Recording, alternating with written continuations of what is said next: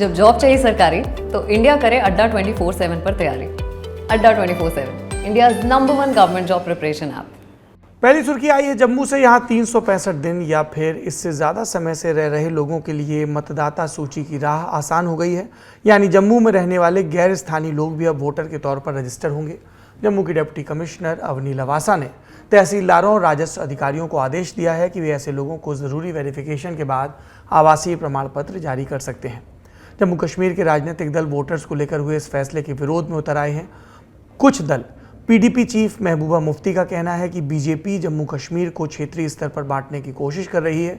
सुनिए उनका बयान। देखिए, हम पिछले कई सालों से ये बात बता रहे हैं कि 370 हटाने के पीछे जो मंशा है बीजेपी की वो बहुत ही नाजायज है और उनका मकसद है जम्मू कश्मीर की जो आबादी है उसका तनासुल उसको चेंज करना।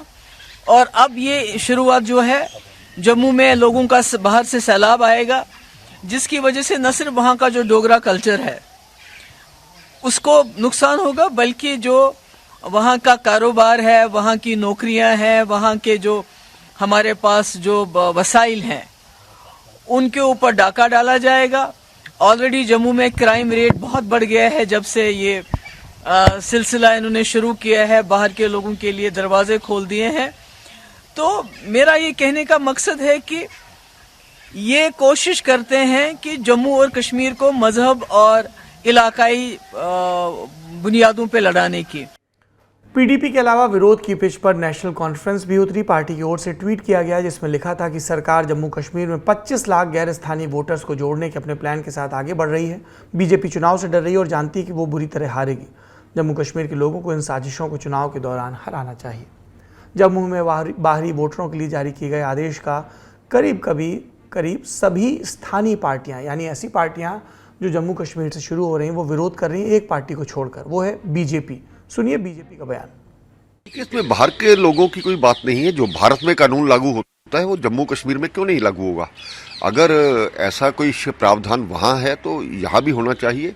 और ये एक प्रथा है कि पहला अपना वोट कटा करके दूसरा तभी अपना वोट बनवा सकता है। इसमें कोई गलत नहीं है कि अगर कोई व्यक्ति यहाँ राज्य सरकार में केंद्र द्वारा भेजा जाता है या केंद्र सरकार के कोई कर्मचारी हैं या सुरक्षा बल हैं तो उनको वोट बनवाने में कोई अधिकार नहीं। इसमें खामखा उनको चिल्लाने की आती है। अब धारा 370 नहीं है, उनको याद होना चाहिए। अब सवाल यह है कि क्या इससे पहले जम्मू कश्मीर में गैर स्थानीय लोगों को वोट डालने का अधिकार था या नहीं। दरअसल आर्टिकल 370 के तहत जम्मू कश्मीर को विशेष राज्य का दर्जा प्राप्त था। वहां जम्मू कश्मीर जन प्रतिनिधित्व कानून 1957 के तहत मतदाता सूची बनती थी। इसके तहत विधानसभा चुनाव में सिर्फ जम्मू कश्मीर के स्थानीय नागरिकों को ही वोट देने का हक था। 370 हटने के बाद जम्मू कश्मीर में भी केंद्र का जन प्रतिनिधित्व कानून लागू हो गया। यानी पूरे देश में जो कानून है वही अब जम्मू कश्मीर में है।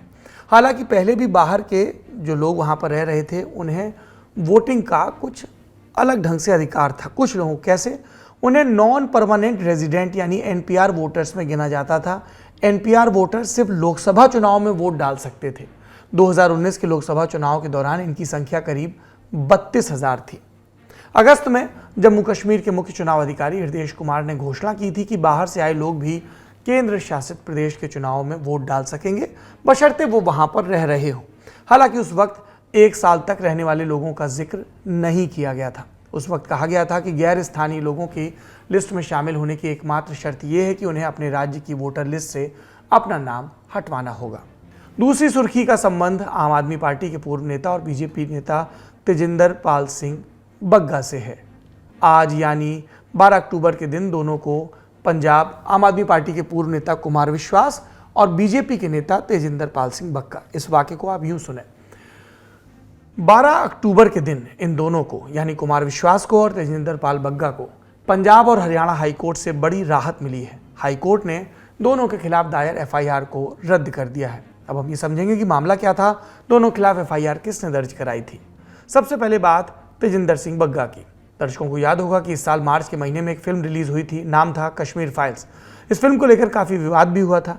दिल्ली के सीएम केजरीवाल ने फिल्म को लेकर एक टिप्पणी की थी। कहा था कश्मीरी पंडितों के नाम पर कोई करोड़ों कमा गया और बीजेपी को पोस्टर लगाने का काम दे दिया। केजरीवाल की इस टिप्पणी के खिलाफ बग्गा की ओर से बयानबाजी हुई और मोहाली में फिर उनके खिलाफ धार्मिक भावनाएं भड़काने के आरोप में केस दर्ज कराया गया। उस वक्त बग्गा की गिरफ्तारी पर काफ़ी हाई वोल्टेज ड्रामा भी हुआ था। दूसरी ओर कुमार विश्वास पर अप्रैल के महीने में केस कराया गया। उन पर आरोप था कि उन्होंने अरविंद केजरीवाल को खालिस्तान समर्थक बताया। फिलहाल आज आए अदालत के फैसले को बग्गा सच की जीत बता रहे हैं और कुमार विश्वास क्या कह रहे हैं, सुनिए। मैं सबसे पहले तो न्यायपालिका का आभार व्यक्त करता हूं, उन तमाम वकील साहिबान का आभार व्यक्त करता हूं जो मेरी अनुपस्थिति में मेरा केस वहां लड़ते रहे। पंजाब की उस महान जनता को जो मुझे बहुत प्रेम करती है उसका भी आभार व्यक्त करता हूं। और अगर ठीक से आपने उस निर्णय को पढ़ा हो तो उसके अंतिम पैरे में न्यायालय ने साफ कहा है कि ये क्लियर कट केस है मिसयूज ऑफ पावर का, सत्ता के मिसयूज का। उन्होंने अमेरिका के राष्ट्रपति बेंजामिन फ्रैंकलिन और नेहरू जी का भी उल्लेख किया है कि अब व्यक्ति की आज़ादी को इस तरह आप एफआईआर के भेष में घुस के दबा नहीं सकते।